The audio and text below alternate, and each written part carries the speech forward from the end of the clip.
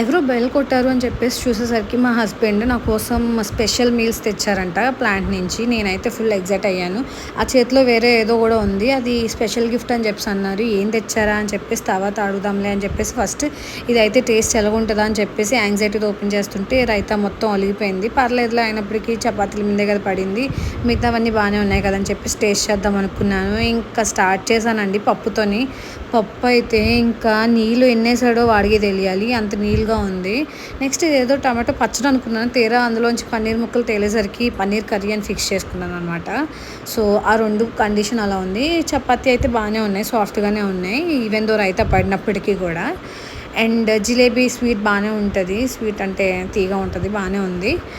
పక్కన ఇచ్చిన కర్రీ బంగాళదుంప నెక్స్ట్ బెండకాయ కర్రీలో ఉప్పు ఎంత వేసాడు రా బాబోయ్, అస్సలు తినలేకపోయామండి. ఆ పక్కన ఇచ్చిన రైస్ మధ్యలో ఏవో ఆనియన్స్ లాగా ఉన్నాయి కదా, ఫ్రైడ్ ఆనియన్స్ లాగా, అది జీలకర్ర అన్నం అంట.